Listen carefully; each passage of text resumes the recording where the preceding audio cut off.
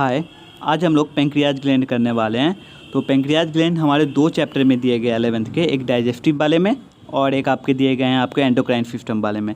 अगर आप इस वीडियो को 2 पार्ट को देख लेते हैं तो आपको दोनों जगह से जो भी ग्लैंड के बारे में दिए गए हैं, पेंक्रियाज ग्लैंड के बारे में, वो अच्छे से क्लियर हो जाएंगे। अगर आपको वीडियो पसंद आए तो प्लीज़ सब्सक्राइब करें। चलिए स्टार्ट करते हैं पेंक्रियाज ग्लैंड को। सबसे पहले तो मैं ये आपको ये बता दूं, पेंक्रियाज ग्लैंड के फंक्शन जो एक्सोक्राइन फंक्शन है उसमें एंजाइम प्रोड्यूस होते हैं। ठीक है, एक्सोक्राइन वाले में एंजाइम प्रोड्यूस होंगे और एंडोक्राइन फंक्शन में इंसुलिन को पढ़ना है हम लोगों को और ग्लूकागन को पढ़ना है, जो कि हार्मोन होते हैं, जो कि आइलेट्स ऑफ लैंगरहैंस भी जिसके नाम से हम लोग जानते हैं। पेंक्रियाज जो है लगभग वो सारे कंपोनेंट रिलीज करता है, जो कि सारे एंजाइम रिलीज करता है, जो कि एक नॉर्मल फूड को डाइजेस्ट करने के लिए चाहिए। ठीक है, तो पहले हम लोग इसके एक्ट देखें कि कार्बोहाइड्रेट पे इसके एक्ट क्या है। ठीक है, तो कार्बोहाइड्रेट के लिए ये क्या रिलीज करता है, क्या सिक्रीट करता है? ये सिक्रीट करता है पेंक्रियाटिक अमाइलेज, जो कि 60 to 70% कार्बोहाइड्रेट के लिए होता है। और अगर आप थोड़ा सा देखें तो एक फ्लाइब्री अमाइलेज भी होता है। 2 ही जगह से अमाइलेज प्रोड्यूस हो रहा है हमारे बॉडी में, जगह एक है पेंक्रियाटिक अमाइलेज, एक है फ्लाइब्री अमाइलेज। दोनों फ्लाइब्री अमाइलेज जो है 30% फ्लाइब्री अमाइलेज काम कर लेता है और बाकी जो है 60 to 70% आपके पेंक्रियाटिक अमाइलेज करता है।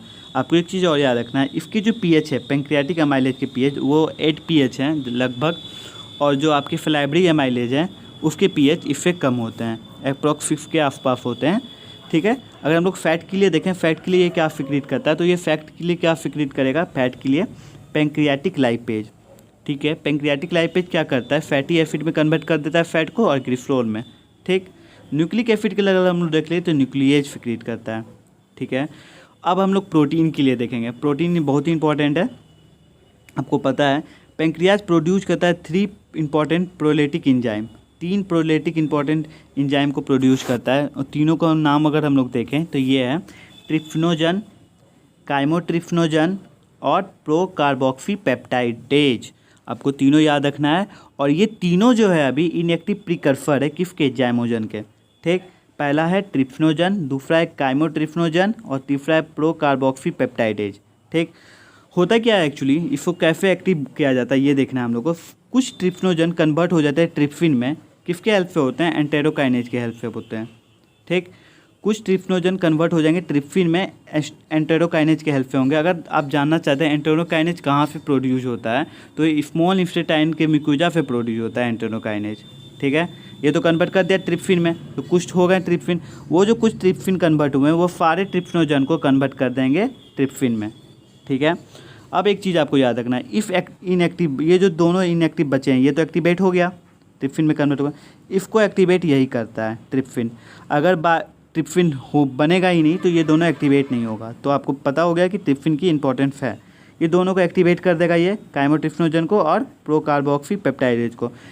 एक्टिवेट होने के बाद क्या होगा? ये कन्वर्ट होगा, काइमोट्रिप्सिनोजन कन्वर्ट हो जाएगा काइमोट्रिप्सिन में, और ये वाले जो है प्रोकार्बोक्सीपेप्टाइडेज कन्वर्ट हो जाएगा कार्बोक्सीपेप्टाइडेज में। ठीक है, आपको याद रखना है ये ज़्यादा प्रोटीन के लिए वैलिड करता है, ज़्यादा प्रोटीन के लिए ये रिस्पॉन्सिबल होता है। ठीक, और ये ज़्यादा के लिए होता है, फिर भी आपको पता है जब तक ये ट्रिप्सिन बनेगा ही नहीं तब तक तो ये एक्टिवेट होगा ही नहीं। जब तक ट्रिप्सिन नहीं बनेगा तब ये दोनों में से कोई एक्टिवेट नहीं होगा, तो फ़ायदा तो कुछ है ही नहीं। तो इसके बहुत इंपॉर्टेंस है, ये आपको याद रखना है। आगे अगर हम लोग देखें, अगर एंडोक्राइन फंक्शन देखते हैं पेंक्रियाज की, आइलेट्स ऑफ लैंगरहैंस, तो हम लोगों को 3 सेल पढ़ना है। इसमें 3 सेल पढ़ना है, कैसे पढ़ना है ये हम लोग बता दें आपको। एक अल्फा सेल है, ओके, दूसरा है बीटा सेल, तीसरा है डेल्टा सेल। तो अल्फा सेल क्या सिक्रीट करता है हम लोगों को ये देखना है। ये सिक्रीट करता है ग्लूकागन, ग्लूकागन को सिक्रीट करेगा। और ग्लूकागन क्या है? हाइपर ग्लाइसेमिक, मतलब ये क्या करता है? ब्लड में ग्लूकोज के लेवल को बढ़ाता है। ठीक है, हाइपर ग्लाइसेमिक है।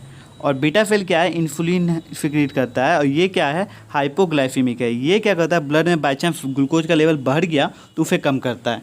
और इस वीडियो में हम लोग इस पार्ट में यही देखेंगे कैसे कम करता है। ये छोटा प्रोसेस नहीं है, आपको ध्यान से देखना है, तो हम लोगों को देखना है। और सोमैटोस्टैटिन क्या करता है? ब्लड में जो भी ग्लूकोज लेवल बढ़ा या घटा है उसे रेगुलेट करता है। इसका मतलब क्या हुआ? ये रेगुलेट करता है ग्लूकागन एंड इंसुलिन के फंक्शन को सोमैटोस्टैटिन रेगुलेट करेगा। ठीक है, तो आपको तीनों समझ में आ गया। एक है ग्लूकोज के लेवल को बढ़ा रहा है, एक घटा रहा है, और ये दोनों को मेंटेन कर रहा है, इसी दोनों को। और ये दोनों जो है ग्लाइकोप्रोटीन है। ग्लूकागन और इन्सुलिन जो है ग्लाइकोप्रोटीन है, आपको याद रखना है। अब आप एक कंडीशन लेते हैं, मैं आपको कंडीशन बता रहा हूँ। सपोज कीजिए आपके बॉडी में, ठीक है, ग्लूकोज का लेवल बढ़ गया, तो क्या होगा, इन्सुलिन रिलीज होगा ग्लूकोज लेवल को कम करने के लिए। तो इन्सुलिन के बारे में आज हम लोग देखेंगे। तो डिस्कवर किसने किया था इन्सुलिन को, वो किए थे बेंटिन एंड बेस्ट ने। आपको याद रखना वो साइंटिस्ट का नाम जो इन्सुलिन को डिस्कवर किए हैं, बेंटिन एंड बेस्ट। और प्राइमरी स्ट्रक्चर जो डिस्कवर दिए थे, प्राइमरी स्ट्रक्चर के बारे में जिन्होंने बताया था वो थे फ्रेड सेंगर, ठीक है। फ्रेड सेंगर ने दिया था प्राइमरी स्ट्रक्चर ऑफ इंसुलिन। और याद रखना एक चीज़, फ्रेड सेंगर एक और चीज़ दिए थे, ह्यूमन जीनोम सीक्वेंस, इन्होंने ही दिया था, जिनके लिए इनको नोबेल प्राइज मिला था फ्रेड सेंगर को, ठीक है। इंसुलिन हार्मोन का अगर एक्शन देखें हम लोग, तो एक्शन तो हम लोगों को पता ही है, मैंने आपको बताया ये क्या है, हाइपोग्लाइसीमिक है, तो ये ग्लूकोज लेवल को कम करेगा। तो ये कैसे कम करेगा, अब हम लोगों को यही देखना है। ये छोटे प्रोसेस नहीं होते हैं, लंबे प्रोसेस होते हैं, आपको ध्यान से देखना है। आखिर ये कम कैसे करेगा, यही मेन प्रोसेस है कि आपको देखना है ये कम कैसे करता है, ठीक है। चलिए आगे चलते हैं, आगे वाले स्लाइड में। तो प्रेजेंस ऑफ इंसुलिन के प्रेजेंस में क्या होगा, इंक्रीज हो जाता है। इंसुलिन जब हमारे बॉडी में रहता है उसके प्रेजेंस में क्या होता है, इंक्रीज हो जाएगा uptake, utilisation, storage of glucose by body में अपटेक और यूटिलाइजेशन स्टोर ऑफ ग्लूकोज का कैसे होता है, अब हम लोग देखेंगे। पहले तो उससे पहले आप एक चीज़ जान लीजिए, इंसुलिन का जो एक्ट करता है वो डायरेक्ट एक्ट करता है एडिपोज टिश्यू में और मसल में, और इनडायरेक्ट है लीवर पे। आपको याद रखना वो इनडायरेक्ट है लीवर पे, ठीक है। क्वेश्चन आते हैं इससे। मैंने इस डायग्राम लिया है, इससे कुछ आपको ज़्यादा इफेक्ट नहीं पड़ेगा, फिर भी मैं इससे समझाऊंगा कि कैसे आखिर अपटेक करेगा, यूटिलाइजेशन करेगा और स्टोर करेगा बॉडी में, कैसे करेगा यही देखना है।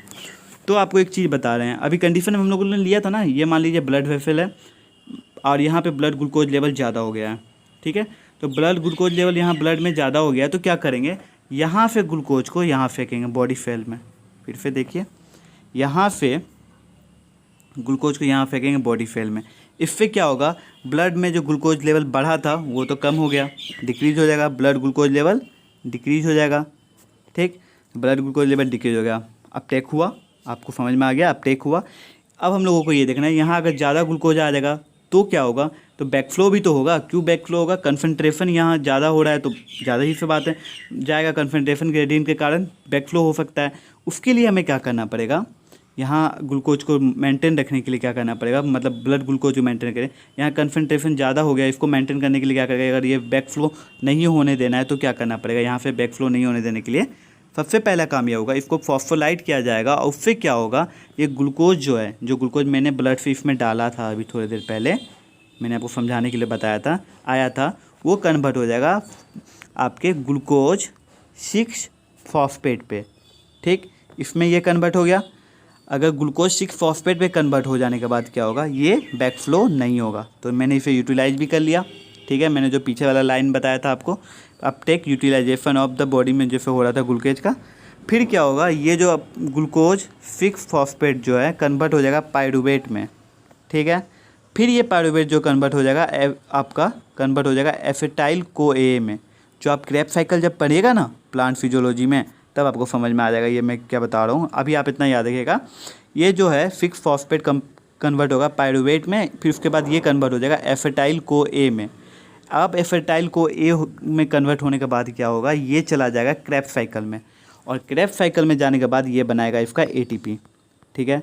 तो ATP बना रहा है, अब ATP उतना ही बनेगा जितना ADP होगा, ठीक है। जितना ADP रहेगा उतना ही ATP बनेगा, आपको एक चीज़ याद रखना है। तो सारा चीज़ हो गया, अब यहाँ पे हो गया। अगर चीज़ आप याद रखिए, बाय चांस ATP तो बन गया, और ज़्यादा ग्लूकोज है, अब क्या करें, इसमें तो कन्वर्ट हम लोगों ने कर दिया। अगर और ज़्यादा ग्लूकोज है तो इसी बॉडी सेल में हम इसे ग्लाइकोजन में कन्वर्ट कर देंगे। अब ग्लाइकोजन में कन्वर्ट करने के बाद क्या होगा, इस बॉडी सेल में अगर हम लोग उसे ग्लाइकोजन में कन्वर्ट कर दें, आप ध्यान से सुनिएगा, तो लीवर में चला जाएगा 5% और मसल में चला जाएगा 1%। आपको पता है कि मसल मास हमारे बॉडी में ज़्यादा है, तो 1% भी बहुत हो गए, ठीक है, और लीवर में 5%। एक चीज़ मैं बता दूं, लीवर में जो 5% गए हैं, जब बॉडी को ग्लूकोज की नीड होगी तो वो दे देगा ब्लड में, ठीक है। पर ये जो मसल वाले ये नहीं देते हैं, ठीक है, आपको ये याद रखना है। यहाँ तक हो गया। अब मान लीजिए और ज़्यादा आपके पास बॉडी में ग्लूकोज है, फिर क्या करेंगे, अगर इससे भी ज़्यादा ग्लूकोज है तब क्या किया जाएगा, आपको ये देखना है। और ज़्यादा होने के बाद क्या होगा, एसिटाइल CoA है ना, एसिटाइल CoA मैंने बताया था कब, पायरुवेट जब उसमें चेंज हो रहा था, पायरुवेट चेंज हो रहा था एसिटाइल CoA, जब एसिटाइल को ये जो है फैटी एसिड में उसे कन्वर्ट कर देगा। किसको? आपके और ज़्यादा जो भी ग्लूकोज आ रहे थे हमारे बॉडी में, जो भी ग्लूकोज और ज़्यादा है। अब हम दूसरे स्लाइड में देखते हैं, यहाँ तक आपको समझ में आ गया होगा। दूसरा स्लाइड में दिखाया है प्रेजेंस ऑफ इंसुलिन के प्रेजेंस में एक्सेस ऑफ ग्लूकोज अगर हो जाए तो वो फैट में स्टोर हो जाता है एडिपोज टिश्यू में।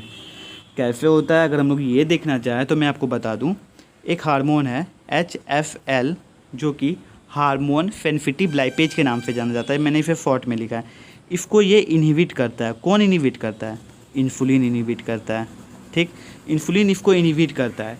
ये करता क्या है? एक्चुअली फैट को तोड़ता है, मतलब फैट को तोड़ता है। जब इंसुलिन इसको रोकेगा, इनहिबिट करेगा, आप थोड़ा सा दिमाग लगाइए, अगर इनहिबिट कर रहा है, इसको रोक रहा है तो क्या होगा? ये स्टोर होगा।